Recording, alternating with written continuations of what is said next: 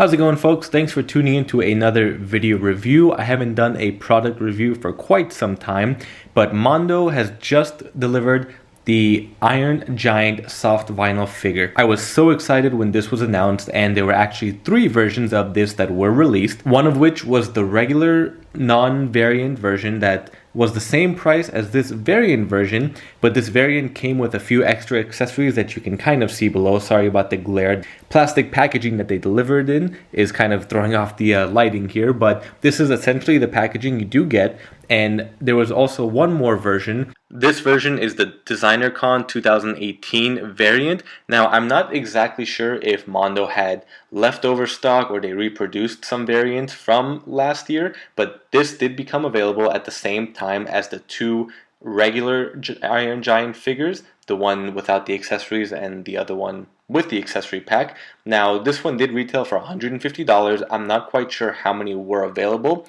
but it sold out instantly. And I wasn't interested at all in this variant because I wanted the regular look of the Iron Giant with the accessories, and this variant also did not come with any accessories. It is just the figure with the repaint.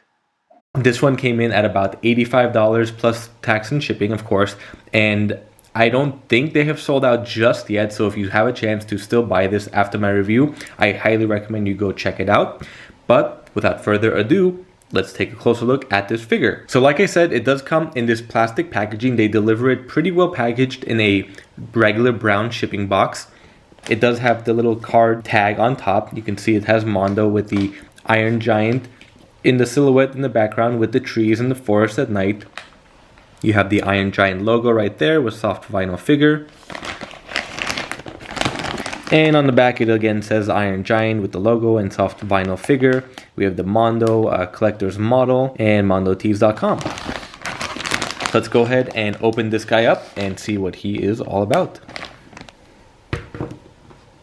Here is the Iron Giant out of the packaging, and I did forget to mention, so far my only, I guess, wish is that the packaging was a little bit nicer. Not that I display the boxes or anything, but I guess they are really going with the whole retro and I guess cost-saving ways of doing this simple bag, little baggie to hold the Iron Giant figure. But regardless, it's still an amazing piece so far. The exclusive that I did mention, that this is the exclusive variant, did come with these 2 additional accessories that the regular variant did not come with.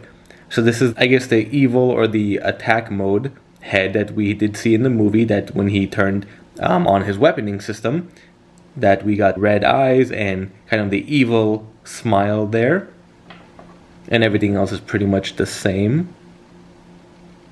Really good paint, a nice shine and gloss to it. Everything is smooth. I don't see any paint issues as of yet.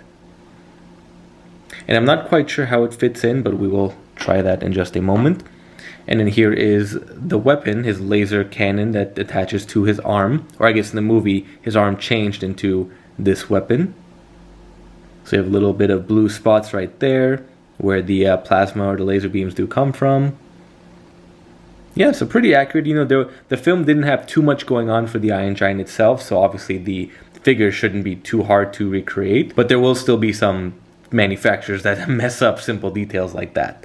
So here we have a close-up on the head, and this is pretty much the only pose you can really get him in because there isn't too much articulation and the mouth doesn't open, and I don't even think the head turns unless it's just super tight, but I've tried turning it and nothing worked, so I'm going to take that off in just a moment to show you what he looks like hack mode. Everything is super well done on this, super simple, and like I said, it's very easy for manufacturers to take shortcuts, and they haven't done that here, which is really great to see.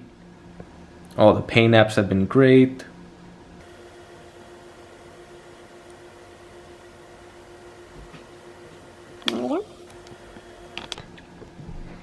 There's a side view and the back. So, you know, all these little details like the bolts, you can see all the little indents and creases. That's really cool to have on there.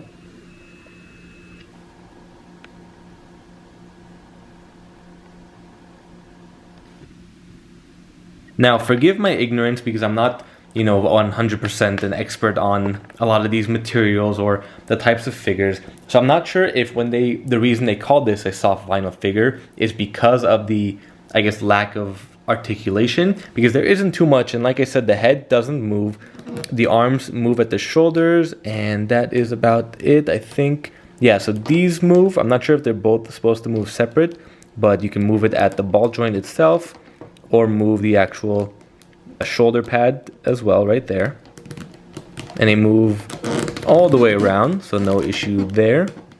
And I guess they are supposed to move together. They won't always do that. It kind of sticks a little bit here and there, but it's no problem. The hands do rotate, and that is about it. Oh, and forearms rotate as well, but no other motion. And it is actually a soft figure, so don't bend it too much. Do be careful with that. Nothing at the waist or the hip or even the upper does it. I'm not sure if I'm supposed to move that, but if I am, it's super tight. We've got the hips moving, doesn't move there, nothing, and nothing below the hips at all. And I guess, with the waist, it can move from the legs there. So let me go ahead and get the evil head on. And actually, when I was trying to get the head off, I was able to get the head to move. So it does, it sticks, but it does move. It doesn't go back and forth, but you can turn the head. I missed the most important detail, that is the little dent that he has on top of his head. So that is really great to see. I didn't even notice that on the attack head, and that's because if you remember in the movie, when he got pissed off and he was ready to attack the military, he popped out that dent by himself. It just popped right out to make it smooth. So this is how we saw it beforehand.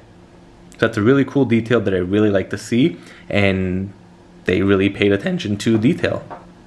Okay, so that head was stuck on there like crazy. So this is what both the bottom of the heads look like.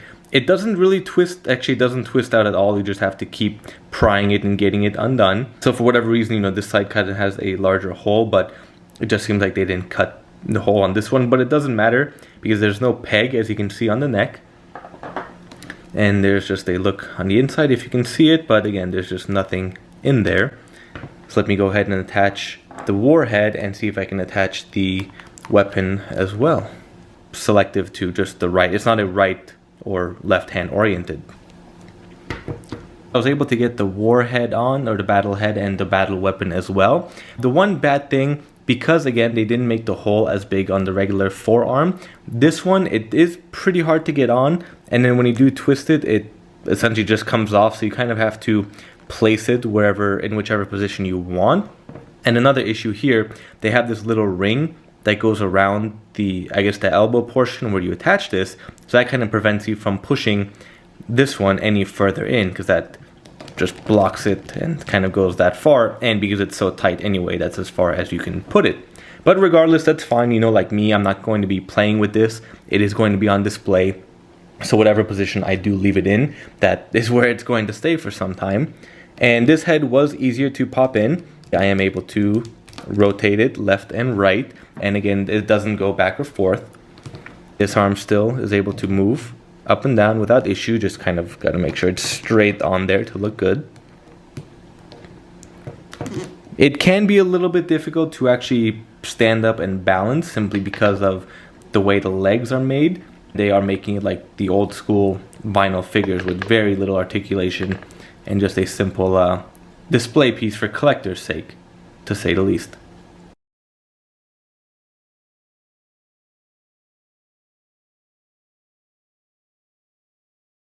He does stay balanced, so it's not an issue, and you won't really have a problem kind of positioning in him. Just make sure he doesn't stand up too far back so he doesn't fall over, or too far forward as well.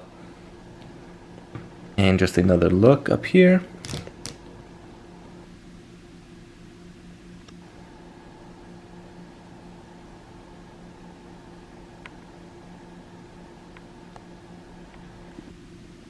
I just love all the attention to detail they did with the bolts. It looks like everything is sculpted on, so the bolts aren't separate, and these grooves and indents are all part of one mold, and they just essentially attach like the arms and the legs and the upper. I think this upper portion is a separate piece. If you do see, or I don't know if you can tell, but when you do try to take off the head, you can kind of feel it wiggling a little bit.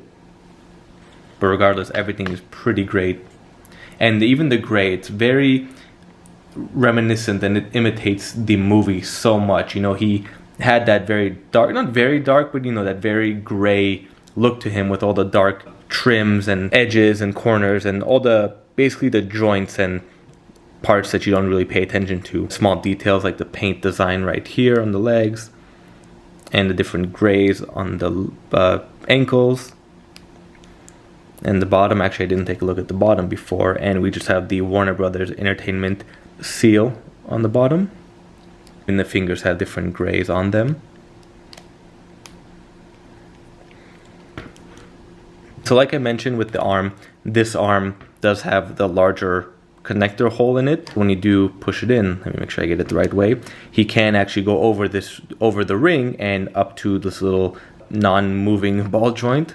Let me go ahead and push that in. You need to squeeze a little bit, but it fits just fine, and you can move the hand and forearm around.